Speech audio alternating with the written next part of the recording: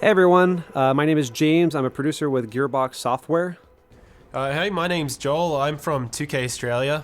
In case people haven't seen the news lately, 2K Australia and Gearbox Software are collaborating on an all-new Borderlands title called Borderlands the Pre-Sequel.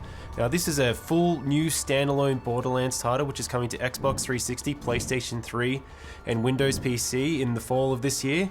And we're here to give a run-through of the demo that we prepared for PAX East earlier this year. So why don't we get stuck into it? Yeah, all right, so right now we're looking at Athena, who is one of the new playable characters. She's a sort of a famous NPC from Borderlands 1 DLC, the General Knox DLC. Right now we're putting our skill points into the Phalanx tree, which enhances her kinetic aspects, which is this energy shield that Athena has that allows her to absorb attacks from enemies and throw it back at them. All right, let's go ahead and get looting. Over here we have one of our new loot chests. We're going to go and open up and we're going to see what we've got inside. All right, looks like we have one of our new cryo guns. Cryo is a new ice elemental that we've introduced in the pre-sequel. Fires ice bullets that allow you to freeze enemies and shatter them. We also have the laser gun, which is a new gun type. So it has different kind of laser attacks. Each manufacturer has their own kind. Right now we're looking at the Maliwan laser gun, and we might run into a couple of different types later on that we can show off. This is the Oz kit. This is an O2 kit. You need O2 because you're on the moon surface of Pandora's moon surface, which is Elpis. And Elpis is just like Earth's moon in the sense that there's a very thin atmosphere, very low gravity, so you need oxygen, but there's not really much on the surface. Looking at our other playable character, Wilhelm, you might have seen that there's a sort of a shimmering bubble over his head. That's his oxygen bubble. That allows him to breathe on the surface. The entire time that you're out there, you're losing oxygen, but don't worry. We've got plenty of stuff in place to make sure that you always have opportunities to get more O2. Case in point, we've just found one of the air geysers. You run on top of one of these things and it's going to fill up your oxygen. This is really important, not just because you need oxygen to breathe and live, but because we have some new features that we've added that use oxygen. Joel, why don't you tell us some about that? Yeah, so when we were bringing in this oxygen system, we didn't want to bring in something that was annoying to players and a resource to manage. We wanted to bring in something that could give them cool new abilities. So you can see we're on the moon, you can already do low gravity jumps, but if we jump and then press jump again, you'll actually vent some oxygen and you'll do a boost. It'll allow you to go a little bit higher. You can also kind of push yourself forward. So why don't we do a jump and then boost forward? And one of the other cool things you can do, it's kind of my favorite thing to do in the game at the moment. It's technically called a slam, but I like to call it a butt stomp. If you jump up in the air, press jump again to boost, and then press crouch, you actually slam down to the ground and do an area of effect attack. It's a great way to manage crowds, to shove them back, because if you're in a low gravity area, you can push them back pretty far, which might be the edge that you need to either like run away or focus on one guy before you deal with the rest of the crowd. All right, now we're going to go ahead and move into the next area. This is the comm facility. There's a signal that's being jammed that you need to take care of so that you can get back up to Helios, which is the moonshot facility. In the pre-sequel, Jack is in charge of Helios. He's not the Hyperion CEO yet that you know from Borderlands 2. Right now he's just managing the station, and you've been kicked off it, and you got to get back. Coming from that comms facility. Get in there, switch it off, because things are getting really interesting up here, kiddo, and in a not fun kind of way. What's your bum in there? Reed Biller owns that place now, and I've heard he's a right nut job. You probably would have heard a bit of an Australian accent there. During the development of the game, it just so happened that the moon kind of turned into Australia. All right, now where we are right now, there's this big gap. You wouldn't be able to make this jump normally in Borderlands, but with the oxygen system, we can kind of push out this jump. So let's go ahead and see if we can clear that gap.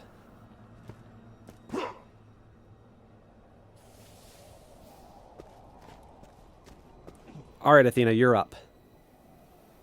Get plenty of O2 so you can make this jump.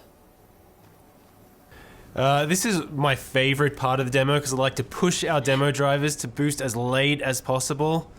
Whoa. Just like that. I like to see them sweat. So why don't we keep moving? You'll notice when we boost that oxygen meter is draining. And you can see in the horizon there's actually a beam shooting up to the sky and a HUD marker, and that's an oxygen generator. We can activate that in a sec, but this is Borderlands, so, you know, you always loot. And yeah, low gravity, no atmosphere. But when you actually activate the oxygen generator, now there is atmosphere. So when we open up this other lootable, you'll see that it behaves differently. We want to make sure that that this whole system felt organic, that it felt real, that it didn't just feel like it was tacked on.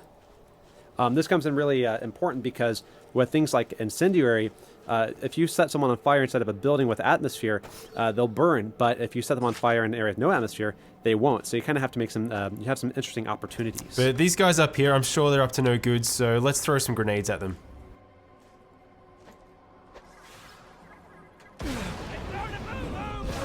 Oh.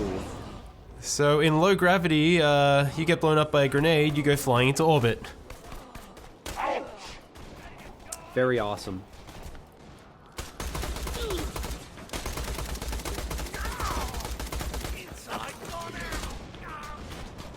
Now you'll see these guys who are outside of the oxygen dome, they're wearing the same bubble that you are, and if you manage to get a headshot like that, they'll actually start venting oxygen and become vulnerable.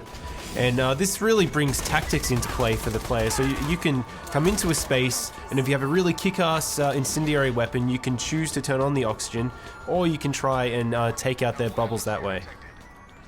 But why don't we take a chance to have a look at our co-op buddy Wilhelm. So people probably remember Wilhelm from Borderlands 2. It was the big robot that you fought right at the beginning, the first big boss. In this game, he starts out just as a man because this is his origin story as well as many other characters.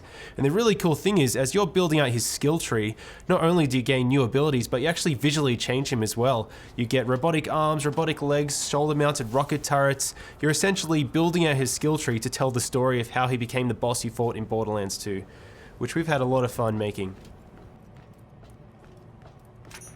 But I think it's probably time to show off our first new action skill for Borderlands the Pre-Sequel. What do you think, James? Yeah, it sounds like a good idea. We're coming up on the barrier here for the comp facility. This is being run by the Scavs, which are the scavengers. They're essentially moon bandits. They're not going to let us in without a fight. They're even bringing out some heavy hitters, some turrets, but luckily we've got our Aspis to help us with that. Let's try to absorb as much damage as we can and throw it back at them.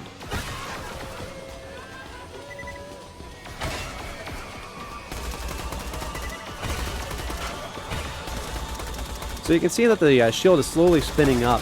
As it takes more and more damage, it's going to spin faster and faster. You can kind of see it all around the outer edge, which means that we're just about ready to throw that back. Awesome. Let's go ahead and take care of this other laser and then get inside. Now, because we never get tired of blowing people off the side of the moon, let's throw some more grenades. We like to do these demos live, but because this is a co-op game, we can always rely on our buddies. That's right. Always better to play with friends. All right, now let's go ahead and show off the cryo gun. We showed it a little bit earlier, but didn't really get to see it in action. Let's go ahead and free some enemies. So we've actually built this procedural system so you can freeze any enemy like that, and once you get their health down to a certain threshold, you can shatter them. It's not an instant win button because you do need to get their health down low, but when you manage to do it, it's really satisfying, and it's different every single time. And we're going to go and divide and conquer so we can wipe out these scavs a little bit faster, and then we're going to try to meet back up in a little bit. Athena, freeze this guy and try to stomp him.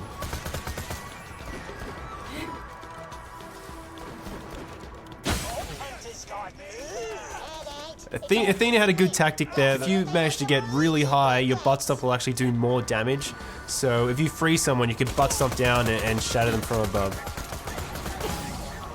Now, you can do more than just freezing them while they're on the ground. We've got some jet fighter, some sort of jetpack enemies. Let's try to freeze them while they're in the air.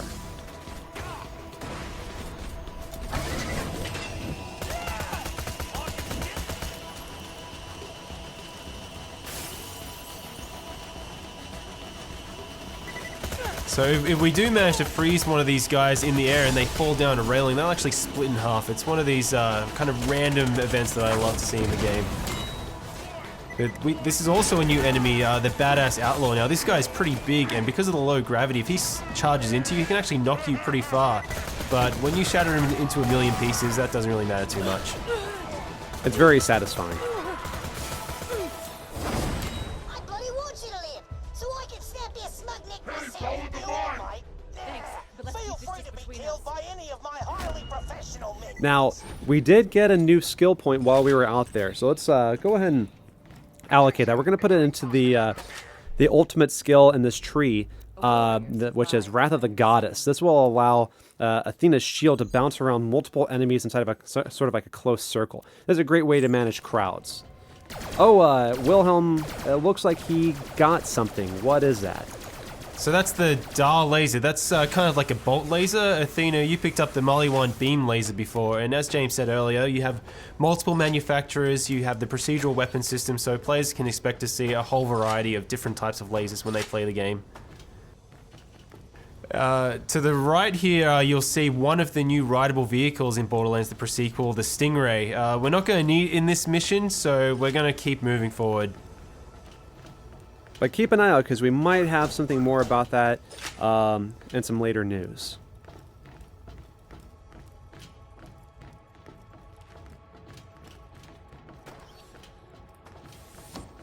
Alright, looks like we found another loot chest. Let's pop this open and see what we have. Let's see if we have a new Oz kit over to the right here. So what does this Oz kit do? Let's see. So it looks like it increases your oxygen meter. It allows you to create an oxygen bubble, which comes in really handy when doing a slam. So let's go ahead and give that to Wilhelm and see if we can do some damage with it.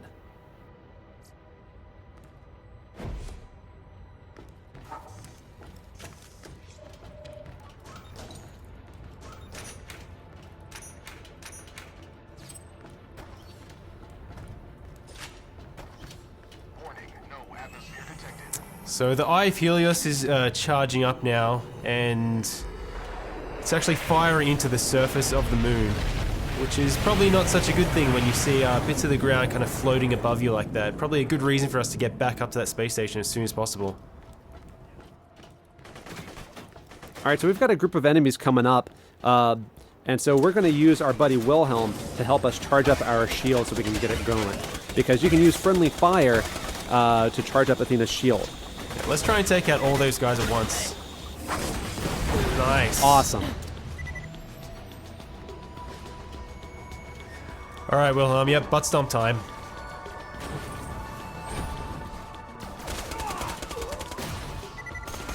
And you see that bubble, you can run inside that to recharge your oxygen. As we mentioned earlier, you can also use the oxygen to set enemies on fire when you're out in this sort of area. So maybe we get a chance to use that, maybe we don't. Yeah, it is a really good combo if you get that oxygen bubble with the fire to burn enemies, but I really love getting the cryo one as well, so if you jump down from high enough, butt stomp and shatter and freeze a guy all in one go.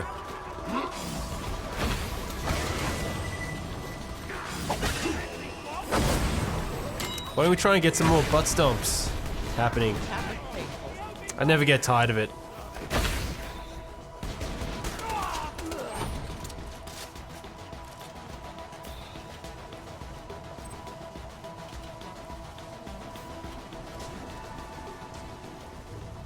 I can taste someone burning.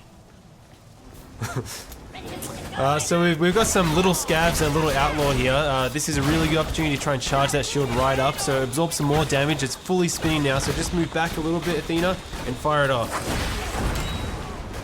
Awesome. Nice. Now, there's a lot more resistance in this area than we planned. We might need a little more help on this one. Who could help us out, possibly?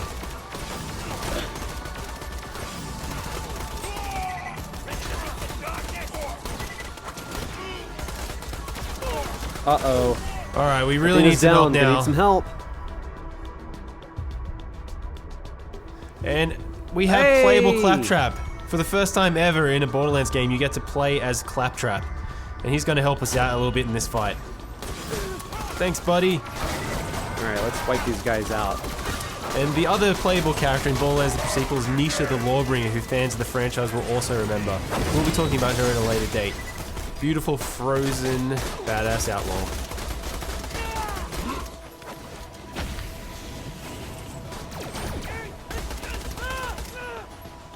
So yeah, we should probably head in here and try and disable that signal so we can get up to the space station.